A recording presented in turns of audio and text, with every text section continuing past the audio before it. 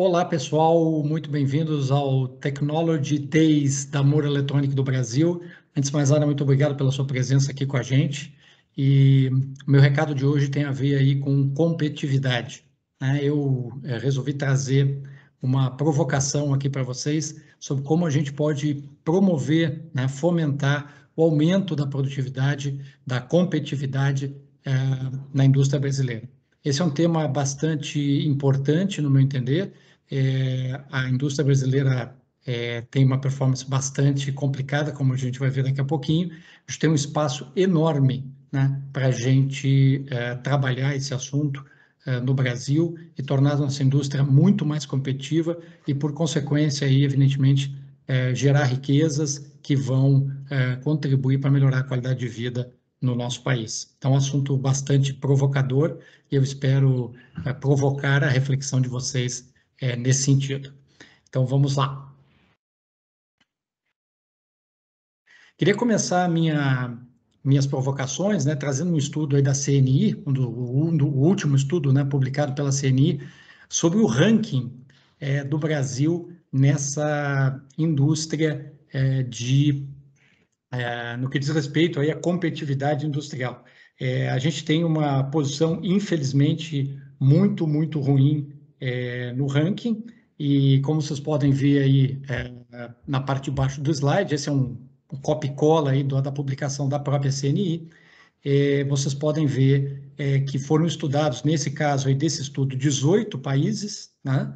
E, infelizmente, o Brasil ficou na vice-lanterna, né? Nós estamos aí na 17ª posição desse grupo de 18 países, os quais a CNI, segundo critérios que eles definiram, que a gente vai falar um pouquinho mais tarde, pontuaram esse conjunto de critérios e o Brasil ficou na vice-lanterna, na frente da Argentina, com todo respeito aos nossos irmãos e vizinhos aqui. A Argentina está numa situação realmente muito difícil e de estarmos na frente da Argentina não resolve muito o nosso problema, né? Agora, é interessante dar uma observada, né? Lá quem está encabeçando a lista, né? Coreia do Sul, Canadá, Austrália, China, Espanha e Tailândia. Percebam, se nós tirarmos aí a China, que realmente eu acho que não serve, né? A China e o Canadá, vamos dizer assim, né? O Canadá por ser um país de primeiro mundo há muito tempo e a China por ser totalmente hors concours, né? E muito difícil de comparar com outros países. Mas se nós olharmos aí os outros quatro líderes aí, Coreia, Austrália, Espanha e Tailândia, aí vai a minha primeira provocação para vocês, né? Quando eu vejo isso, me dá muita vontade eu me pergunto, né, por que o Brasil está perdendo e perdendo tão feio em termos de competitividade industrial para um país como a Coreia do Sul, a Austrália, a Espanha ou a Tailândia, com todo respeito a esse país, evidente, não estou aqui menosprezando, né, a competência de ninguém, mas realmente eu acredito que a gente está num lugar que tem um espaço muito grande para melhoria, né? A gente tem um espaço muito grande para estar numa outra posição, para que o país, para que o Brasil tenha uma competitividade industrial muito melhor do que a que a gente tem hoje. Esse é o lado cheio do copo, né? A oportunidade de melhoria e da gente se desenvolver nesse sentido. Então, vamos lá, mas a minha provocação não para por aqui. Eu trouxe aí essa referência, essa régua, né? Essa baliza para que vocês se deem conta, para quem não tinha se dado conta ainda, do tamanho do buraco que a gente tem, do tamanho da oportunidade que a gente tem para ganhar em competitividade industrial. Realmente, eu diria assim, temos tudo por ganhar, tudo por melhorar. Vamos lá. Então, eu escolhi, esse é um assunto, obviamente, que a gente poderia ficar horas aqui falando, e eu já agradeço mais uma vez a paciência de vocês, mas vou falar poucos minutos, né? Então, você que está aí, não desista, né? Fique com a gente, e eu escolhi 4 pilares, né, que de forma nenhuma são suficientes, digamos assim, para resolver todas as nossas mazelas em termos da nossa competitividade industrial, mas que são 4 pilares muito importantes. Se nós trabalharmos, né, nós como indústria, trabalharmos esses 4 pilares, melhorarmos nesses 4 pilares, com certeza isso vai ter um reflexo importante na nossa competitividade industrial e, por consequência, na competitividade industrial do país, né? Que é o somatório da competitividade industrial de cada uma das nossas indústrias, né? Das nossas empresas. Vejam aí, não tem muito segredo, é meio que chover no molhado, mas infelizmente não tem como, né?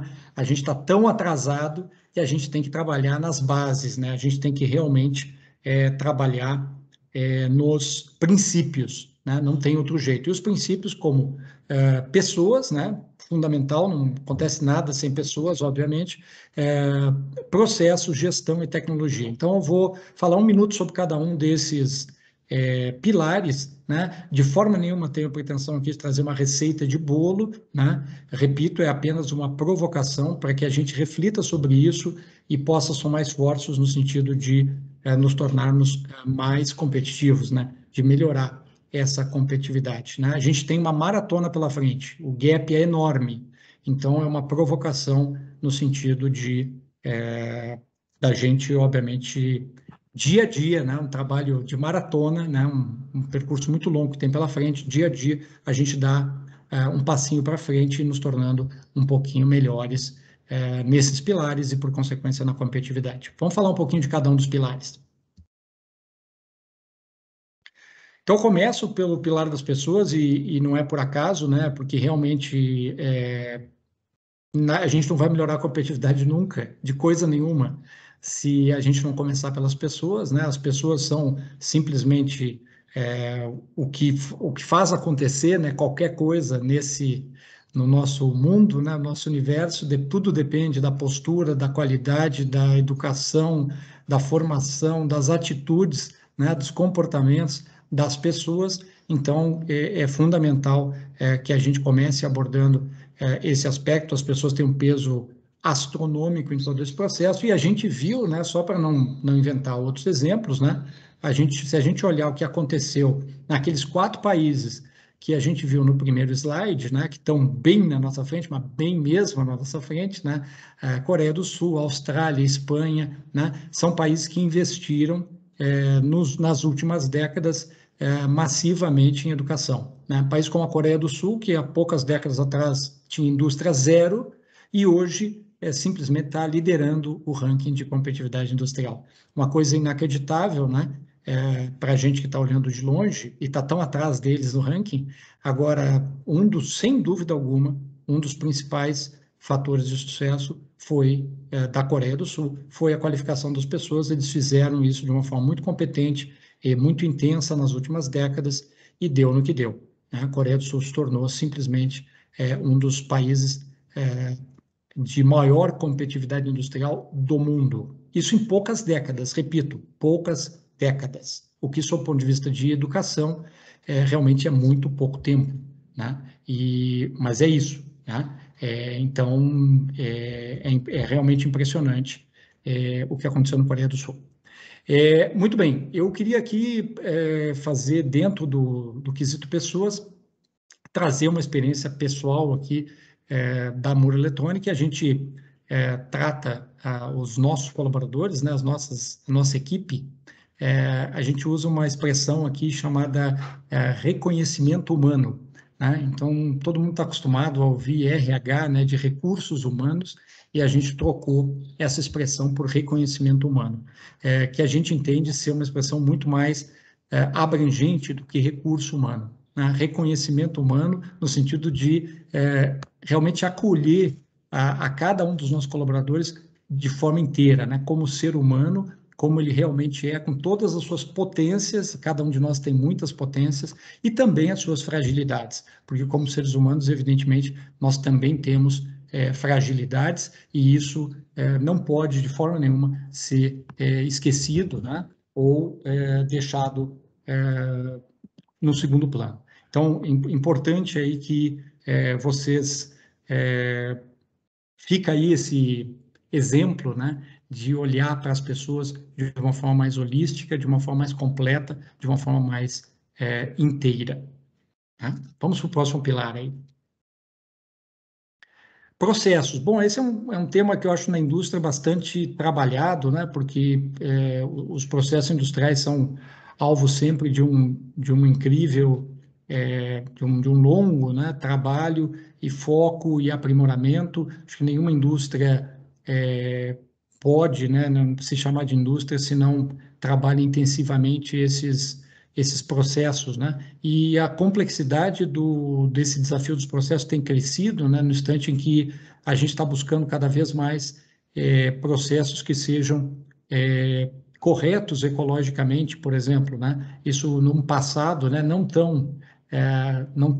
tanto tempo atrás, os processos esqueciam, né, desprezavam completamente as questões ambientais, trouxeram, e alguns ainda trazem inúmeros problemas, né, para o meio ambiente, mas isso, graças a Deus, tem evoluído, os processos industriais estão contemplando cada vez mais os cuidados ambientais que a gente tanto precisa, né, para que os processos funcionem. Mas, assim, de forma geral, processos é um pilar eterno, digamos assim, né, de melhoria contínua e que exige, obviamente, uma persistência, né, muito grande de toda a indústria para que possa trabalhar mais e mais esse tema. Não tem, como diz, né, o próprio sistema de gestão da qualidade, de melhoria contínua, né, os processos jamais estarão prontos, né, os processos estão sempre sendo melhorados. E esse é um pilar assim obrigatório que não pode ser esquecido e que cada vez mais tem se tornado mais desafiante, né, na medida em que você tem que contemplar mais e mais variáveis, como o exemplo que eu dei há pouco da questão ambiental. Vamos falar um pouquinho aí do próximo processo, do próximo pilar, que é o pilar da gestão, né? Eu gosto muito desse assunto de gestão. Eu dirijo a Muro Eletrônica do Brasil desde que a gente começou a operação aqui no Brasil, fazem 26 anos, então eu estou nessa pegada aí há algum tempo, e esse é um tema para mim muito caro, né? A questão de como gerir uma empresa e essa gestão, né? Eu gosto muito de salientar, né? A gente busca na Muro Eletrônica um equilíbrio entre os 5 principais stakeholders aí de qualquer empresa em qualquer lugar do planeta, né? Não só de indústrias, mas também das indústrias, né? Quem seriam, né, esses 5 stakeholders que a gente busca aí esse equilíbrio? Bom, começa, evidente, pelo cliente, né? Que não tem empresa sem cliente, não tem empresa sem colaborador, já temos 2 stakeholders muito importantes, não tem empresa sem fornecedor, né? Então, só aí já são os 3 stakeholders, digamos assim, imediatos, né, de qualquer operação, de qualquer empresa, né? A gente ainda gosta, e veja que não é muito simples, né, encontrar esse equilíbrio entre o cliente, o colaborador e o fornecedor. Só aí já tem um desafio grande. Mas a gente se dispõe, né, a fazer um equilíbrio, a buscar um equilíbrio ainda mais desafiante, que é o equilíbrio que traz o acionista para esse jogo do equilíbrio e os vizinhos, né, o meio ambiente. Então, quando você olha esses 5 stakeholders, né, vou repetir, o cliente, o colaborador, o fornecedor, os acionistas e os vizinhos, né, vizinhos no sentido de meio ambiente, você tem, evidentemente, um desafio bastante de gestão, bastante complexo a ser feito, né, onde perceba que isso é um grande mobile, né, que se você favorece o cliente, você normalmente acaba prejudicando o acionista, por exemplo, né, dentre outros, mas é uma relação mais direta. Você favorece o acionista, você prejudica o fornecedor, por exemplo, né, ou o cliente, e assim por diante. Então, é um grande mobile, encontrar o equilíbrio desse mobile é bastante desafiador. Mas eu acredito que quando a gente se dispõe a aumentar a competitividade, né, da indústria, a gente tem que olhar para esse desafio de gestão com essa pegada, com essa amplitude e com essa coragem toda, porque esse ganho de competitividade, para que isso seja um ganho de competitividade sustentável, esse equilíbrio desses stakeholders tem que estar dado, né? É relativamente fácil você conseguir momentaneamente, né, um ganho de competitividade sacrificando um desses stakeholders, né? Vou dar um exemplo clássico, né, conhecido aí de vários segmentos. A indústria automobilística, né, algumas décadas atrás, era conhecida por apertar, né, por pressionar muito o preço de compra dos seus fornecedores. e alguns desses fornecedores morreram, né? Então, quando você pressiona demais o fornecedor, você acaba ficando sem o fornecedor. E isso, evidentemente, não é sustentável, isso não é equilíbrio, isso não é gestão, né? Não é sufocando ou matando ou desinteressando. Não precisa matar, né? Basta você desinteressar e o fornecedor não te fornece mais. Então, você perdeu o fornecedor. Então, você ficou sem também, é como se ele tivesse morrido, né? Enfim, não é dessa forma que você aumenta a competitividade da indústria de forma sustentável, porque, evidentemente, sem fornecedores você não vai a lugar nenhum, né? Estou falando aqui do fornecedor, poderia pegar qualquer outro stakeholder como exemplo, né? Sem acionista você não vai a lugar nenhum, né? Sem cliente, evidentemente, você não vai a lugar nenhum. Sem colaboradores, pelo amor de Deus, você não vai a lugar nenhum. Então, assim por diante, né? O assunto é bastante complexo e por isso que me encanta tanto. E, bom, é isso, né? Gestão é um grande tema, tá? E eu posso me emocionar aqui se não estou olhando o relógio. Vamos lá, o próximo pilar. Então, deixei para o fim aí o pilar da tecnologia, justamente por não que exista uma ordem de importância nos pilares, né? Eu diria que todos são muito importantes. Se tivesse que destacar um, eu destacaria as pessoas, né? Porque realmente nada, absolutamente nada acontece sem as pessoas. Mas eu deixei o tecnologia para o final, porque afinal nós estamos no Technology Days, né?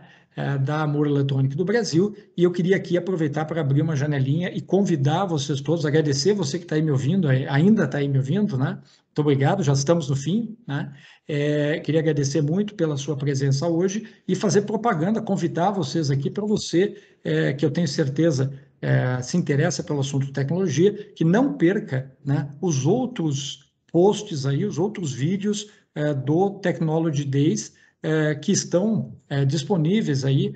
Temos vários colegas nossos da Muro Eletrônica, do Brasil, de fora do Brasil, especialistas falando sobre tecnologia. Então, não perca esses posts aí, fica a dica, né? Procure se informar e assista os outros vídeos que estão imperdíveis, sensacionais. E falando em tecnologia, já voltando ao nosso assunto aí de como ganhar produtividade na indústria, eu diria assim, tecnologia é uma espécie de must, assim, né? Uma obrigação que é impossível você querer aumentar a competitividade da sua indústria e dizer, ok, mas aqui, infelizmente, a gente faz as coisas à moda antiga e tecnologia não é bem a nossa pegada.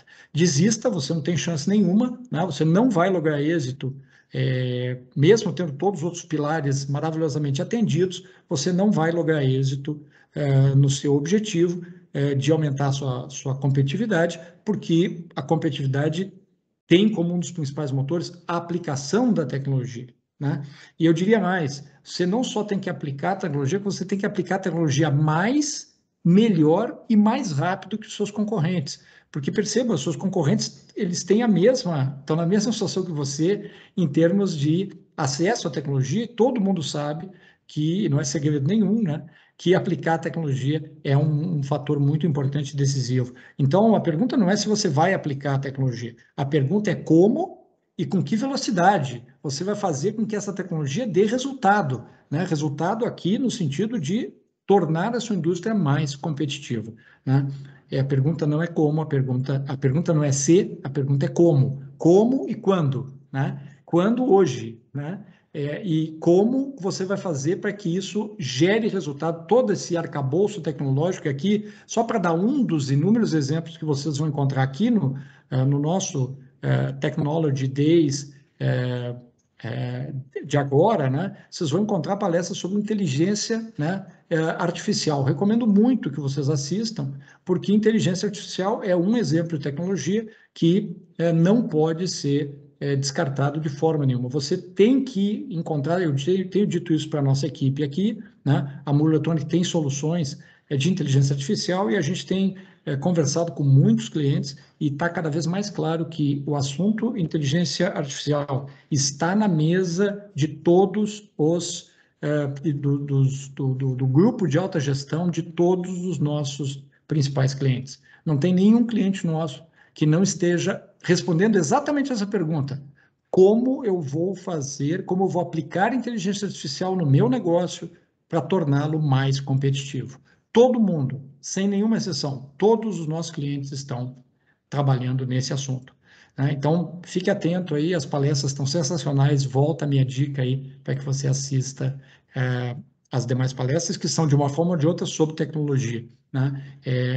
Eu dei como exemplo aqui inteligência artificial, vale para as outras também. Vamos lá, e para encerrar aqui o nosso bate-papo, porque o meu tempo aqui está estourando, eu queria trazer de volta para vocês mais alguns detalhes do estudo da CNI. Né? Então, vejam aí, esse é o ranking, né, dos países em função dos quesitos que a CNI usou para tabular e para chegar a essa conclusão que o Brasil estava na vice-lanterna, né, ou está, né, esse é o último estudo, está na vice-lanterna no que diz respeito à competitividade industrial. E eu queria comentar aqui com vocês, o slide é bastante rico, né, tem muita informação, eu vou falar um pouquinho dos flop 3, né? O que são os flop 3? São os 3 quesitos que a gente tirou pior nota, né? Então vejam aí, a gente tirou pior nota em financiamento, que é a terceira linha aí do nosso slide,